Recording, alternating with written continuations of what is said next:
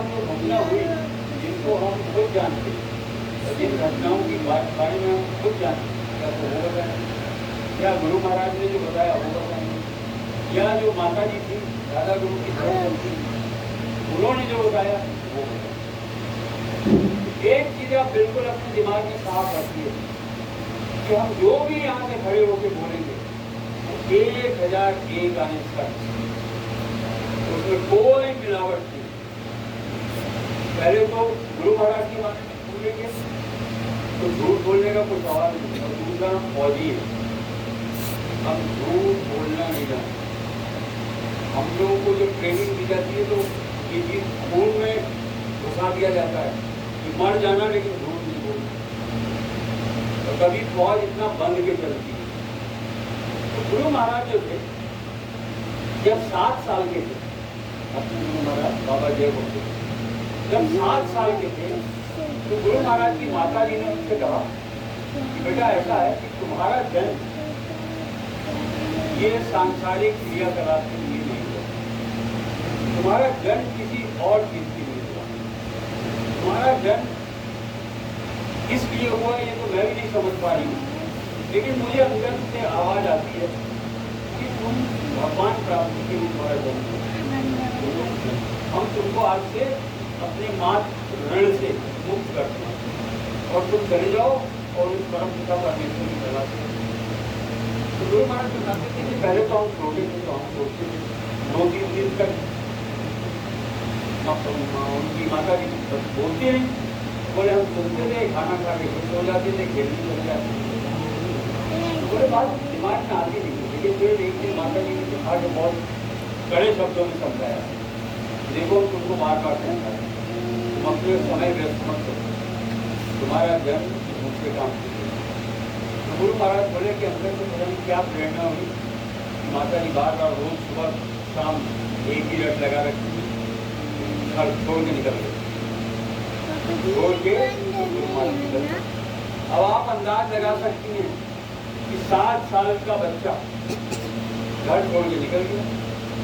गुरु महाराज बताते थे कि उस समय से लेकर 12-13 साल तक जब तक थोड़ी सी समझ आई, बोले अपने बहुत कष्ट थे, अपार कष्ट झेला। बोले उस कष्ट की तुम लोग कल्पना नहीं कर सकते हो, इतना कष्ट नहीं झेला। बोले कोई भी होगा तो हमको पकड़ लेता था, कहीं बर्तन मजवाता था, कहीं काम करवाता था। बोले लेकिन हमारे दिल में जो एक आग लगी हुई थी, हमें अंदर से आवाज आती थी कि नहीं तुम्हारी माँ ने कहा है कि तुमको प्रभु प्राप्ति के लिए तुमको घर छोड़ना है। बोले अरे हम अपनी माँ को छोड़ के आ गए तो हम इनके लफड़ेबाजी में क्यों फंसे। बोले हम वो फिर छोड़ के चले जाते, उसको छोड़ के चले गए। फिर किसी ने पकड़ लिया। बोले कई दफा तो ऐसा हुआ है, बोले सचिन पुलिस मिल गए, उन्होंने रेलवे स्टेशन से पकड़ लिया, ले गए अपने घर, कहने लगे हम तुमको बेटे की तरह रखेंगे, तुमको पढ़ाएंगे लिखाएंगे, चिंता मत करो। बोले हमारा एडमिशन भी करा दिया है कि स्कूल में, 8-10 दिन 15 दिन स्कूल भी गए हम। बोले फिर हमको अंदर से आवाज है, बोले ये तो कहाँ फंस रहे, हमारा काम ही नहीं है। हम फिर बोले वहां से बात। गुरु महाराज बताते थे कोई ऐसा मंदिर, कोई ऐसा गिरजाघर, कोई ऐसा मस्जिद, कोई ऐसी जगह नहीं, कोई गुरुद्वारा, कुछ भी नहीं बचा जहाँ गुरु महाराज उस परम पिता परमेश्वर की प्राप्ति के लिए वही भक्ति। हर जगह जाते थे, कहीं 1 महीना 2 महीना 4 महीना रहते थे। गुरु महाराज बताते कि अरे हम इतने मेहनती थे, इतना लोग हमें पसंद करते थे, बोले हमारे काम से लोग बिल्कुल प्रसन्न हो जाते। आप ऐसा सुनो, छोड़ दो, ये तो बात नहीं करते, सेवा से सब हमारे मुर्शिद हो जाते। बोले मंदिर में जाते थे तो पुजारी छोड़ने को तैयार ही नहीं होता, वो कह नहीं तू जो चाहता है तेरा सब इंतजाम कर देंगे, कपड़े तेरे को नए सिलवा देंगे, खाना देंगे, तू है हमारे पास। बोले मस्जिद में जाते थे तो मौलवी साहब हमारे सब फिदा हो जाते, छोड़ने को तैयार नहीं। गुरुद्वारा में जाते थे वहाँ के पूजा वो होते थे, वो छोड़ते नहीं थे। मैं तो हाँ चर्च में जाए तो फादर नहीं छोड़ते, आश्रमों में जाते थे तो जो साधु थे बहन थे वो छोड़ने को तैयार। बोले हम मेहनत इसलिए करें, जहाँ रहते थे वहाँ बहुत लगन से काम करते थे। कहने लगे कि हम बहुत भूखे, बहुत परेशान हुए।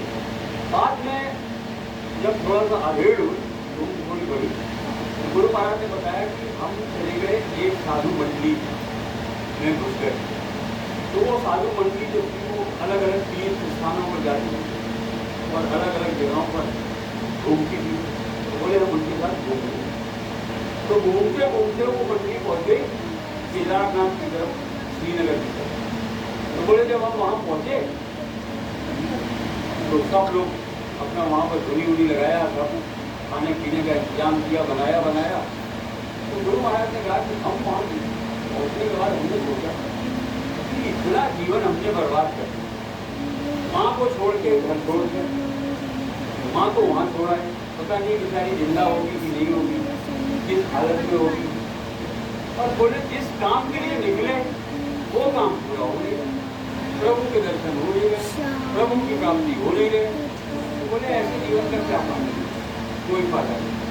बोले गुरु महाराज बताते थे कि हमने सोचा कि आज पहाड़ से कूद के और अपनी जान दे दी, तो मरने के बाद तो कम से कम प्रभु के दर्शन होंगे। तो ये बात गुरु महाराज ने वहाँ साधु बैठे थे, कोई पता नहीं।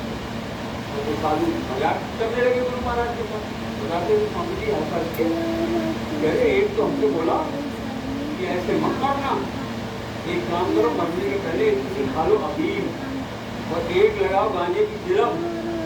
बोले फिर शरीर में जब कूदोगे तो पहाड़ से तो दर्द कम होगा।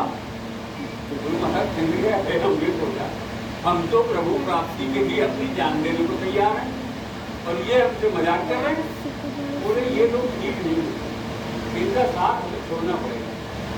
गुरु महाराज ने मन बनाया कि सुबह में इनका साथ छोड़ दूंगा, ये एक टोली ठीक नहीं है, किसी और टोली के साथ घूमूंगा।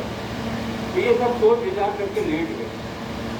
तो स्वामी जी बताते थे कि रात को एक आवाज सुनाई दी, बहुत तेज आवाज, और उस आवाज ने कहा कि देखो ये मनुष्य शरीर बहुत अनमोल होता है, ये लाखों हजारों साल की तपस्या के बाद ये मनुष्य शरीर होता है, इसको भूल के भी ऐसे नष्ट मत करना।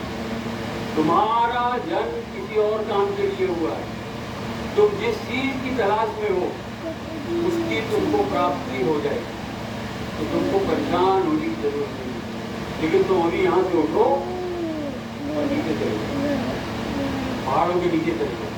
गुरु महाराज उठे, बोले हम उठे, हमने सोचा कि ये जो बाबा लोग बैठे लेटे हुए हैं, सो रहे हैं, इसमें से किसी ने मखौल किया होगा, कोई मजाक कर रहा होगा, हमारे कान के आगे बोल गया। तो गुरु महाराज बताते थे कि हम उठे, हमने सबको देखा, सब फगाटे ले रहे थे, हमने थोड़ा थोड़ा ऐसे हिला के भी देखा, सब सो रहे थे। और तब हमें लगा कि नहीं, ये इनमें से किसी ने कुछ नहीं, ये तो आवाज कहीं और से आई। बोले ये आवाज आई है, और ये मेरी नींद भी नहीं थी कि मैंने कोई स्वप्न देखा, मैंने बहुत अच्छी तरह उस आवाज को सुना। गुरु महाराज ने कहा कि नहीं, ये आवाज कहीं और से आई है, और अब हम ऐसे पूजेंगे। और गुरु महाराज ने जो आवाज ही बोला था कि इनका साथ छोड़ के और अपना नीचे चले जाओ, घोड़ा उठाया और फिर पहाड़ों के नीचे चले गए। कुछ समय के बाद गुरु महाराज पहुंचे पंजाब। जब पंजाब पहुंचे तो उनकी जो मुलाकात हुई एक महात्मा से, और वो महात्मा थे त्रिकालदर्शी। तो त्रिकालदर्शी वो महात्मा होते हैं जो आगे का देख लेते हैं, पीछे का देख लेते हैं, वर्तमान का देख लेते हैं, लेकिन वो जो परम पिता परमेश्वर की प्राप्ति का रास्ता है वो उनके पास नहीं है। वो सांसारिक पूरा ज्ञान होगा तो सब बता देते हैं देख के कि आपका आगे का क्या है, पीछे का क्या है। तो गुरु महाराज उनके साथ बहुत सेवा किया, उनके आश्रम में बहुत मेहनत की, 4-5 महीने रहे। तो वो त्रिकालदर्शी जो थे उन्होंने गुरु महाराज के लिए बुलाया, बोले बच्चा इधर बैठो, बिठाया और कहने लगे कि देखो हम तुमको धोखा नहीं देंगे, हम अपने स्वार्थ के लिए तुमको बेवकूफ नहीं बनाएंगे, तुमको धोखा नहीं देंगे। इसलिए धोखा नहीं देंगे कि देखो हम वो सब आगे का पीछे का दिखाई देता है, आपको सब पता है।